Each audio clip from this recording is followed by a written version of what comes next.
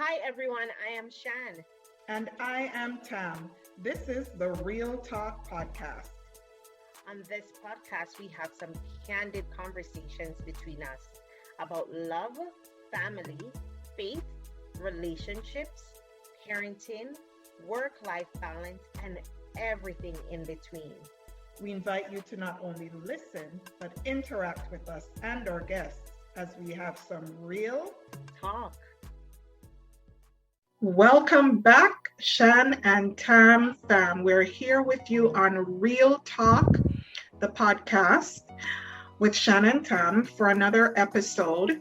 And today we thought we'd do a little bit of a lighter spin to our discussion. And we are starting a statement. I wish everyone had ... So Interesting. this is going to be interesting. Yes. A few things that I wish everyone had, Sean.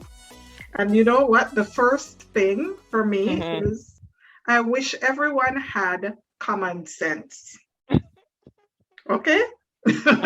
Now, common sense is supposed to be something that everyone has. Not everyone is gifted with that. Well, I think that's going to be up for discussion because when you think about common sense, or if you were to look at the definition of what common sense is, it's good judgment, right? Sound practice of good judgment or good sense. But come to think of it now, sometimes, I mean, I've certainly looked back at my life, and in certain situations, I've wondered, what kind of sense did that make? Okay? So, why did I do that? Exactly. Like, you would want to think that, you know, the fact that we are, I think, born with good sense, that you would exercise everybody would have common sense. You would exercise it in all situations. And I think that's where the crux of the matter lies, because even though we have it, we don't all use it. Exactly. That's not always the case. Right? And it pains me to think about the fact that, even like I said, even looking at my life and some of the experiences that I've had, and I think we've talked about this before in other conversations, like you really have to revisit and say, what was I thinking? If you could talk back to your younger self, right? Right? Absolutely. So I wish, I guess it's a matter of not necessarily wishing that everyone had common sense, but everyone would exercise, would use it, common sense in all situations. Real talk. Real talk.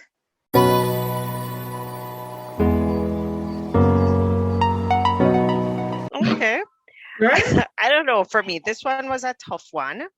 But the first thing that's coming to mind for me, I wish everyone had empathy. Because I think, especially when you see with what's happening around the world, and sometimes people just feel like them heartless, right? And how them behave and how them act. And I think if we all had some level of empathy, we would be able to see people for what they're at and don't always have the forefront to fight or to hurt people or to harm people, but we can feel what people are feeling and meet people what they're at. That's just a social worker talking about me. Yeah, no, but right? Yeah, the empathy.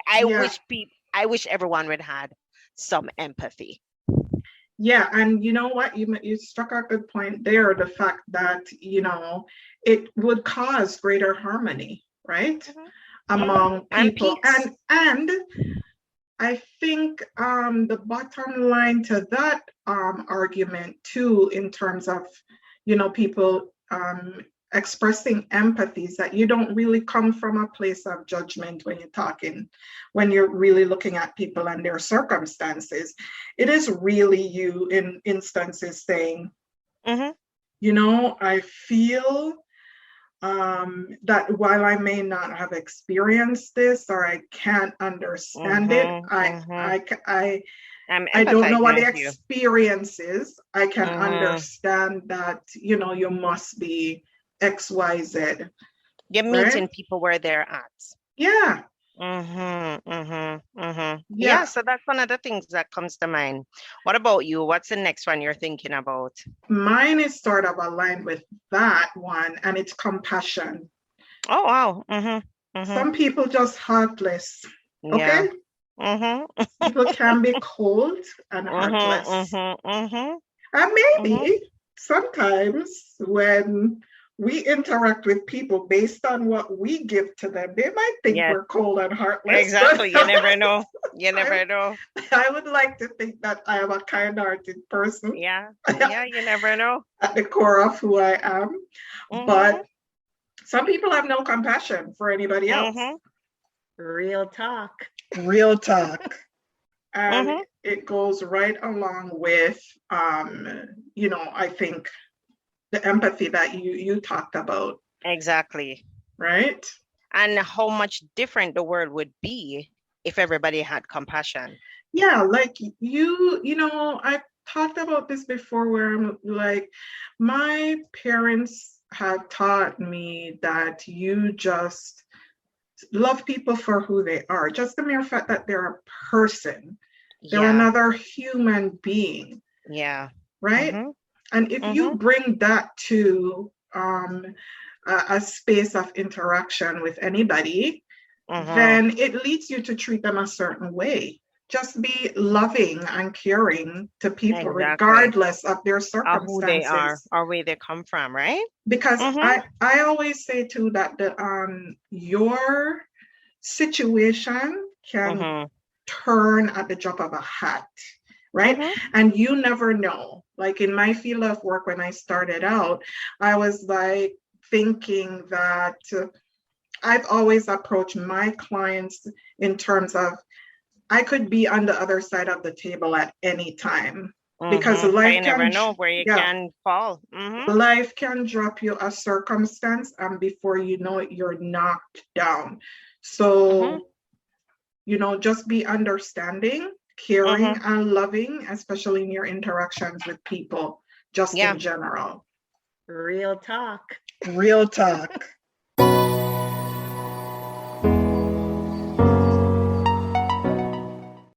Exactly. Right?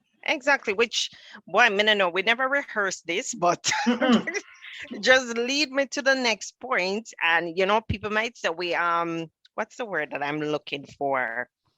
Corny, but I wish everyone had love. Let me tell you why I said that. I did a training a few weeks ago. A consultant actually came in and she was doing a training with child welfare practitioners in different scope of the work, right? Talking about equity in the workplace and discrimination and racism. And the way how she just broke down the topic so profoundly and connected it back to love and people and humanity. Because she said, if you have love in your heart, you deal with people a different way. Yeah. Right? Because you cannot say that you are advocating for the rights of families and children and young people and you don't have love in your heart.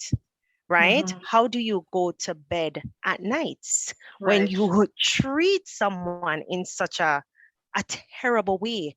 Like when you go work and, some people, you say you have your public self and your private self. Yes. You're at work and you're just a horrible person, but then you come home and you're totally different. How do you do that? Or it could be vice versa. I could vice versa. You're a horrible person at home to your loved ones, to your families, to your spouses, to your children, but you're the best muddy at work. How that work, right?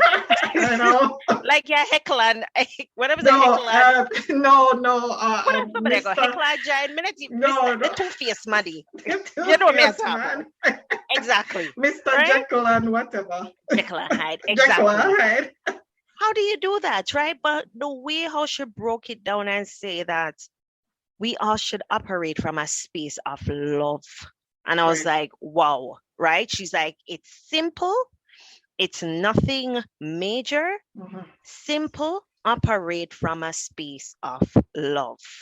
Yeah. What you do it out of love. If you're doing something and you have the days when you say, boy, I'm tired, me have a meeting.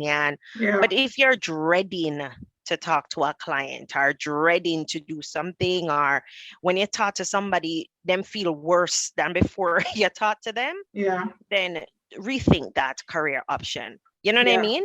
So I think I believe I would like everyone to have love.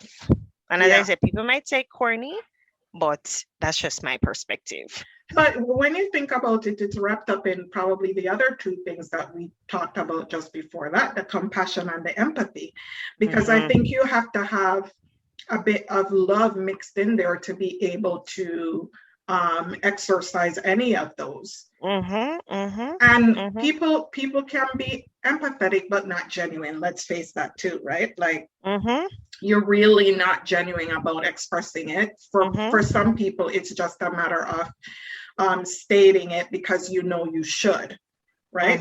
But I think deep down, if you're right, like if you really come from a place of love and loving people, but stick up in now. Some people, sometimes it is hard to love. Yeah. Can we admit that? Yeah. Yeah. Some people just hard for love. Some people just hard for love. Real talk. Real talk. Right? Real talk. But I think that if you still genuinely have that little bit inside of you, it will come out in some way, shape, or form. Right? And it makes you not want to hurt other people. It makes you sorry for people. It makes you be kind to people. Yeah, right? Boy, I mean, I like you. God really talk about the unlovable people, because some people just hard for love. And they're just hard to love. Yeah. I was thinking as you were talking that love goes to the base of our belief system as Christians. So how you can say you're Christian and I love people? And it goes back. Now, the other day we talked about that in our fellowship study, right? So is it easier? That's a whole nother topic. That's a whole nother topic. Is it easier for Christians to preach love and not show it than to practice it? That is a whole nother segment, right? Because real talk, sometimes, some people then preach about love and about different things, but their actions are not aligned with that. Yeah. And we have to admit, like we just said, that it's difficult sometimes to love people, but it has to be at the core of who you are. And in an effort to practice your faith, I believe that love has to be the core of I don't know, any religion or faith, I would think, right? And in order to practice that faith, I think it's an effort for you to actually love the unlovable. And sometimes it's the people who are closest to us too that are really unlovable. Me know say sometimes me pitney them think me unlovable, or my husband might think I'm unlovable. I know. But we gotta work it out. Exactly. Let's just say it for what it is, real talk. Exactly, real talk. All right.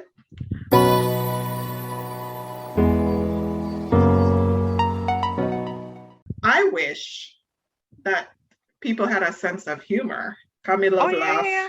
I know. Some people just dry and boring. Me love laugh.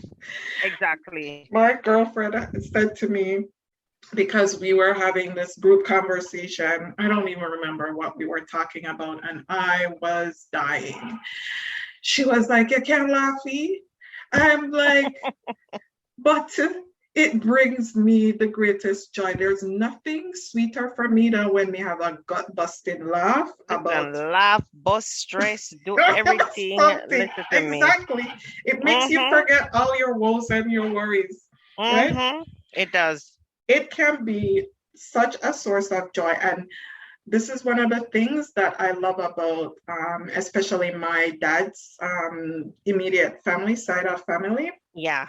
From ever since I was a child, I remember anytime we were all in a space together, so him and his brothers and sister, even when my grandmother was alive, that house, that space was always filled with laughter. Everybody had put a like a jive at somebody else or something happened. Everybody's trying to make light and fun of the situation. And those are the things that I remember. And even now, like when we get on the phone as a family, maybe do a family call with my uncle, my father's brother, and my aunt. We laugh for we start, for we say hello because somebody have something to say about how somebody come on your phone. Which is good. And we not stop laugh till we say which is good. I like that. Because laughter is good for the soul. It's right. Such a sweet medicine for the soul. Laughter is good for the soul. I know. I wish everyone had peace. Okay. Peace, right? And it takes me back to even what you said, being able to laugh. And, sometimes people struggle so much mentally. And I wish everyone had peace of mind. I think peace of mind. I wish everyone had peace of mind, especially in the times like this. Yeah. I wish everyone had peace of mind. Yeah. Right? Can you imagine how our life experience would be different? Yeah. Peace of mind. And the mental health rates have risen so high, especially now during COVID and everything. So peace of mind. I wish everyone had peace of mind.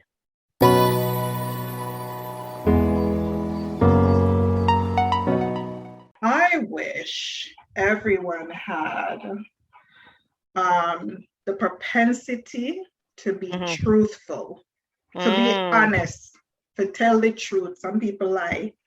Real talk. Okay? Real talk. Some people just lie. Yes. And when we look at it from even institutional kind of perspective, think about even the news. Okay, let's think about what is happening right now in the world. We have the war that's taking place between Russia and Ukraine. Yeah. Right? And there are very varying stories or varying elements of that whole situation that finds it hard for you to distinguish what the truth is. Right? So we can examine things based on what we've read, based on what we've heard. Yeah, other people's perspective, whatever. But can we say that we know the whole, full, and total truth? I don't know. They always say you have 3 sides to a story, right? Your side, my side, and the truth. And the truth. And usually, I guess the truth lies somewhere in the middle of that. But imagine if we all, just with everything, came from a place of truth. Nobody would have to be left wondering. I know. I wonder it would change a lot of things. Yeah. Think about that. Right? Yeah, it would definitely change a lot of things. Yeah.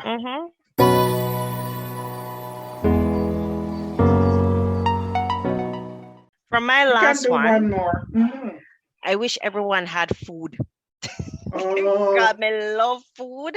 And listen, there's some place in the world where people just don't have access to food. Yes. Right? They don't have access to food at all. And even though we are going through our 45-day cleanse and when I know Monday, I think, remember I tell you somebody I feel blah? I think I was just stressing about the food. I was like, boy, I think me can't do this. Or me can't continue. Me and yam beer lettuce and chickpeas. And I was like, I need a minute, right? I need a minute. So I was feeling blah, right? But then I'm saying, listen, this is for 45 days. There are some people that really them eat one time for the day Yeah. and then they eat again or they don't eat at all. Yeah. Right? It's not like I'm not eating. I'm just changing how I'm eating, right? May I eat more healthy, right? So and food that even in this process what we're doing, we're praying and stuff, it's such a spiritual thing too, right? Because we're so conditioned to eat in a certain way. So when we're not doing that, it's like our body going to withdraw. So I think that's what I was feeling this week, right? But I wish everyone had food. Yeah, that is really powerful there, because it's one of those things that you kind of take for granted, especially when you have much Listen of it. to me, someone will of food them put me away sometimes, and I am guilty of that too. Yeah, right? Because I know sometimes I feel like me I cook for 10 people. Yeah, right? You cook all this food, I'm gonna like eat food more than twice, right? So if me cook it and eat it today and eat like a tomorrow, I'm gonna eat it a third day. And then you throw it out. Yeah. And we waste so much food, Tam, right? Yeah. And me know growing up, sometimes you never have it. You have to eat what you get, right? You never have it for throwaway and for waste. So like that didn't even occur to me until now that I'm talking about it. I wish everyone had food. Yeah. People literally die of starvation. Yeah, it's a real thing. And maybe, I don't know if you remember, like probably when you were growing up, like early teens or even younger, the the focus that there was on starvation in some of the African countries. I don't know if you remember that as a child, but I remember vividly seeing those kinds of images. And while I can, and understanding what that meant, right? And while I can't say that I've been hungry because I didn't have, right? May understand the concept of, think about just ordinarily you who have, and when you're hungry, how you feel, like how you feel like you got pop down, drop down, mash up. How your whole system feel. You can't think straight, you can't, right?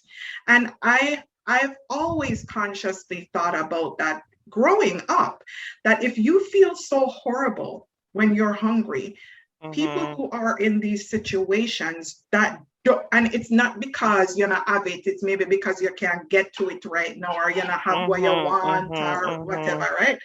Think about people who just not have it, and so you not have no option but to suffer the hunger. So this is one of the things that irks me. And you mentioned the children, especially in my experience on my household and in talking to my children about wasting food. Yeah, it's a real talk. I just to them a real talk. We're going at the drive-thru yesterday and want to try onion ring. I'm say okay, and then I never like it. Exactly. Say, I say I'm want for separate life. Real talk. Real talk. Like we keep it PG-13. I was so mad. I was like, look, boy, what's wrong? Me can't eat it right now.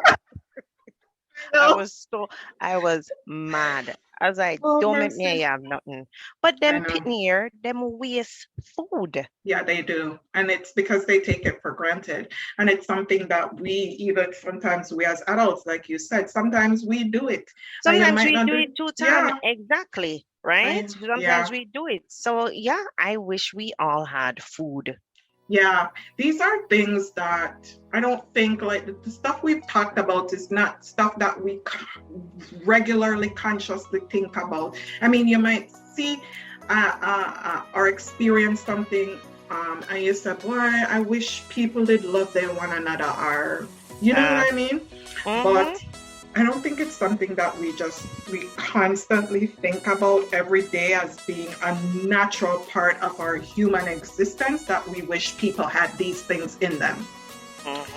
Love, empathy, compassion, common sense. Common sense.